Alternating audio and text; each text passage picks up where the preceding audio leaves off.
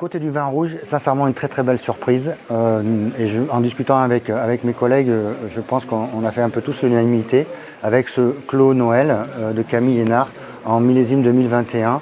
Alors, effectivement, encore un vin un petit peu atypique par rapport à cette appellation de Bergerac, parce que c'est un élevage en amphore qui confère à ce vin des arômes très soyeux, quelque chose de très souple. C'est extrêmement gourmand. Il y a un nez qui appelle vraiment à en reprendre. Je trouve que ce vin, il en a surpris plus d'un an, et moi le premier. Je trouve que il y a un très très bel équilibre. On a envie d'y retourner, et ça mérite vraiment de suivre ce vigneron, parce que c'est vraiment un vin très très intéressant. Je me suis imaginé ce vin avec une délicieuse volaille en sauce accompagnée de champignons des bois. On est en pleine saison. Une sauce un petit peu brune, un petit peu légèrement caramélisée.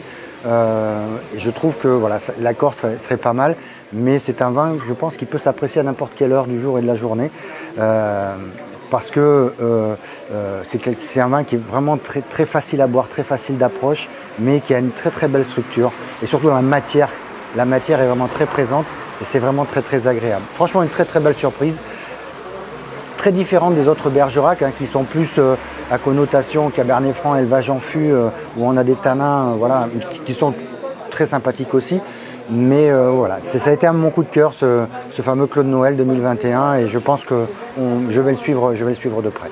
Très belle dégustation, donc mon coup de cœur pour ces vins blancs, ça se dirigera vers Yann Vergnaud, son Sauvignon Expression en 2022.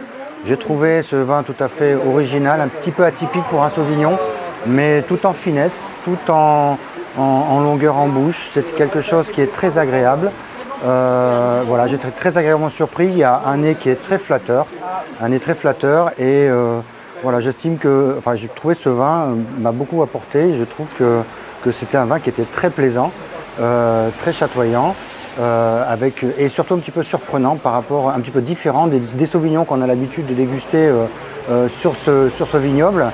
Et je trouve que le travail de fermentation en fût avec bâtonnage a apporté à ce vin une certaine finesse, une certaine rondeur qu'on n'a pas l'habitude de trouver sur les Sauvignons.